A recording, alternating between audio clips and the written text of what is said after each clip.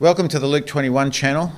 Today I'm going to be looking at the order of the seals, the trumpets and the bowls in this presentation, because there's a lot of confusion in the eschatology world as how the 7 seals, the 7 trumpets and 7 bowls all fit together. And how you see those has an effect on what eschatology you take, whether you're a pre-tribber, post-trib, pre-wrath, whatever. So we all know that the book of Revelation has a heptadic structure, so there's a lot of 7s in the Bible, especially in the book of Revelation. And so we have 21 judgments altogether, 7 seals, 7 trumpets, 7 bowls. And my contention today to show you is that they're not in a linear progression. So we don't have 7 seals, and then the 7th seal opens the 7 trumpets, and the 7th trumpet opens the 7 bowls. Rather, there's a lot of overlap. And I think roughly the 7 seals align with the 7 trumpets, and then the 7 bowls happen right at the very end, just before the day of the Lord, or the Battle of Armageddon, when the Lord comes back. So in this presentation, I want to show you, the first thing I want to tell you is that both the seals and the trumpets have a 4-3 split. So the first 4 seals occur in the first half, the first 60 days, in the 70th week, the 7 years. And they're known as the 4 horses judgment, the white horse, the red horse, the black horse and the pale horse. But then we have the first 4 trumpets also occurring in the first half. As you can see on my left in the board, they are known as the first 4 1/3 judgments, and that is more on man's environment, whereas the seals is more to do with the title deed of the earth going back into God's hands. And then we have the 7 bowls, which are the bowls of wrath. So this morning in this presentation, I want to give you proof in the arrangement of the seals, the trumpets and the bowls. And what I'm going to say is that there is a lot of overlap. So I'm going to explain that this morning and give you proof of that. So the first scripture I'm going to look at is Revelation chapter 8 verses 1 and 2. And I'm going to read that here this morning, because that's going to show us how to get there. Revelation chapter 8 verses 1 and 2 says, "When he opened the 7th seal, there was silence in heaven for about half an hour. And I saw the 7 angels who stand before God, and to them were given 7 trumpets." Then in verse 5 it says, "Then the angel took the censer, filled it with fire from the altar, and hurled it on the earth. And there came peals of thunder, rumblings, flashes of lightning, and an earthquake." So one thing you'll notice here to start with is that there's a lot of thunder, rumblings of thunder, flashes of lightning and earthquakes, and also with the bowls of wrath there's even a huge hailstorm at the end. And so one theme that seems to run through the book of Revelation, and with these judgments particularly, is thunder, lightning and earthquakes. Each series of 7 judgments ends with an emphatic statement by God, who issues thunder, lightning and an earthquake. And what that does is declares the finality and authority of his judgments. And also a great hailstorm, where each hailstone weighs 40 kilograms each, is added at the end of the 7 bowls of God's wrath. And that just occurs, as I mentioned, just before Armageddon. So although these events all seem to happen at the end of each sequence of judgments, which seem to separate events, they are not. They are more of a declaration that this series has finished. And they roughly all happen at the same time. So the 7th bowl, the 7th seal, and the 7th trumpet all occur within a few days of each other, right at the very end, rather than being, this first the 7th seal, then the 7th trumpet, 7 trumpets, and so forth. So the 7th trumpet occurs, the thunder, lightning and earthquake at the 7th trumpet judgment happens at the same time as the last trumpet on the day that no man knows. And that's an idiom, a Jewish idiom, which actually just means the Feast of Trumpets, or the first resurrection. That's also the day that the rapture occurs, on Tishri 1 in the Hebrew calendar. And that occurs 10 days before the day of the Lord, on the Day of Atonement, on Tishri 10. So the point is there are earthquakes, thunder, lightning, and all happening around this same period of time, when the 2 powers of heaven, that is God and Jesus, return to the earth. So the other point that I want to make here in this presentation is that the Revelation structure takes on a Hebrew pattern. So the confusing thing when studying the book of Revelation is that we think like Western Greek philosophical thinking. We think linear and logical, that's what we're used to. That's how we've been brought up and how we're taught in our schools and in our universities. But John the Apostle, despite having the vision on the Greek island of Patmos, that doesn't mean that he was Greek, even though he lived in a Greek kind of area. He was not Greek. He was a Hebrew. He was from Galilee. And as such, the vision that he had on the island of Patmos in that cave was a Hebrew vision. John was the younger brother of James, the sons of Zebedee, and that wasn't, not to be confused with the half-brother of Jesus, James, who wrote the book of James. And that James was not an apostle. But this John was the apostle John, who wrote 1 John, 2 John, 3 John, the book of John, Gospel of John, and also the book of Revelation. So what we see is that John was a Hebrew of Hebrews, raised in Galilee, even though the book of Revelation is believed by most scholars to be written in the common Greek language. Now, what language did John receive his vision in? We don't really know, but the trade language of the first century Jew was Aramaic. So it's reasonable to assume that the construct of the vision is like a Hebrew kind of construct, which means that it's a book of concepts, visions, ideas, and block narrative. It's not just a book to be taken literally where there's, from one end, from Revelation chapter 1 to Revelation chapter 22, is all in a linear timeline. It's not. It can't be taken in a chronological manner, only within the seals or within the trumpets or within the bowls, those short sequences. And this is evidenced by the fact that the book has many interludes in it, such as chapter 7, chapters 10 to 15, and chapters 17 to 19. They are all interludes.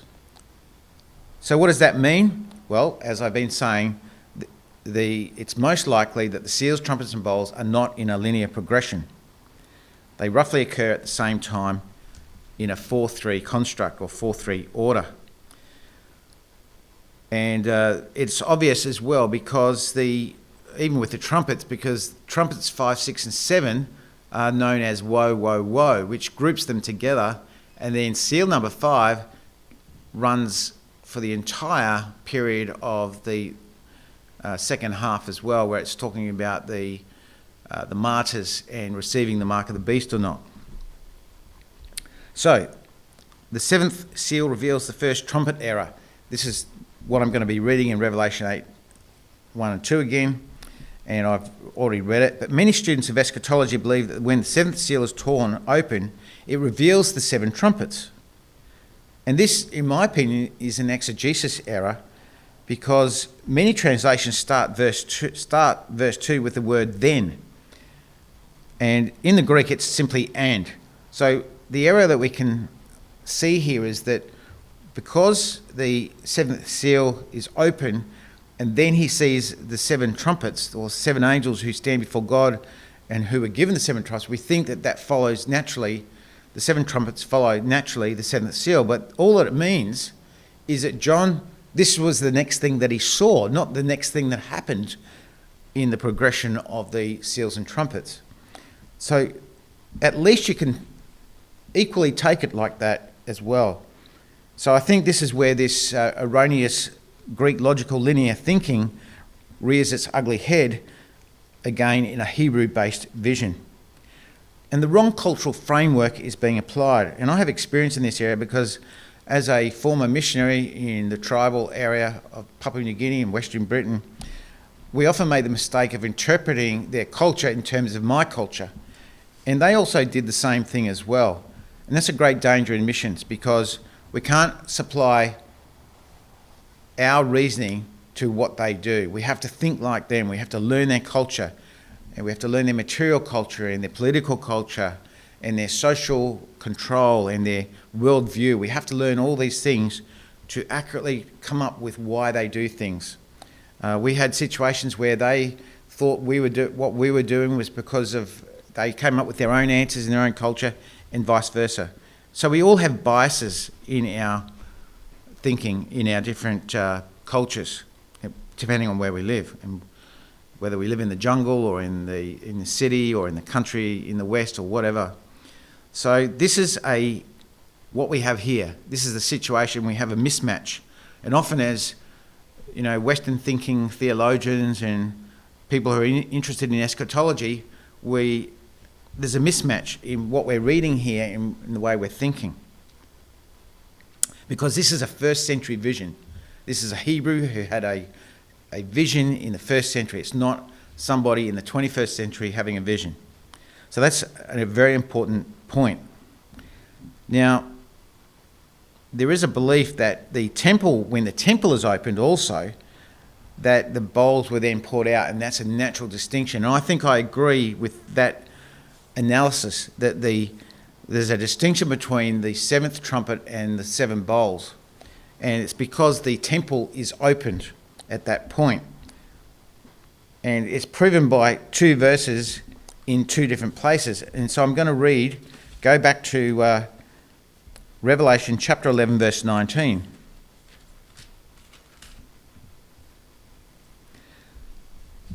Well, verse 15, chapter 11, verse 15 says, "The seventh angel sounded his trumpet, and there were loud voices in heaven, which said, 'The kingdom of the world has become the kingdom of our Lord and of his Christ, and he'll reign forever and ever.'"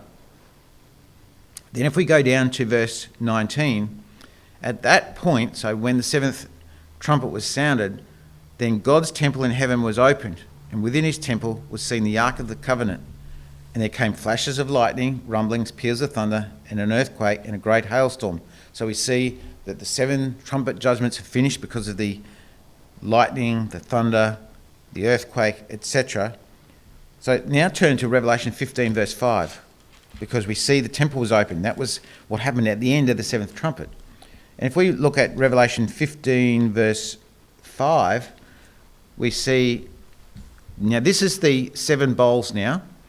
After this, in verse 5, Revelation 15, verse 5, "After this I looked, and in heaven the temple, that is the tabernacle of the testimony, was opened. Out of the temple came the seven angels with the seven plagues." And so we see that it's true. When the temple was opened, that led to the bowls of wrath coming out, and God's wrath being poured upon the earth, the people of the earth at that time. So that is a natural distinction in that one there. So we can see there is a separation of the bowls from the seven seals and the seven trumpets. So in summary, the seals and the trumpets occur around the same time. We don't know when the first trumpet begins, but we do know most likely the first seal is the beginning of the 70th week, but the first trumpet, it never says anything in the book of Revelation when that starts. But we know that they do occur all in the first half because of the fifth trumpet. And the fifth trumpet most definitely happens at the midpoint when the abyss is opened and all hell breaks loose and the demonic locusts come out, and Satan, Lucifer, is thrown down to the earth as well, and he then comes up out of the abyss. The beast comes up out of the abyss. So that all happens in the midpoint. So we know that the first four trumpets happen in the first half. So we know that there's an overlap there. The seventh seal and the seventh trumpet occur really only about 10 days apart from each other, and they both end with thunder, lightning, and an earthquake. But the bowls, however, only occur after the temple is opened, at the seventh trumpet, in between the sixth and the seventh seal, in the last 10 days, just before the day of the Lord. But the bowls also end with thunder, lightning, earthquake, and an added hailstorm. So the order as I have prescribed it in this presentation today means that the only eschatological view that fits all the parameters is the post-tribulation view.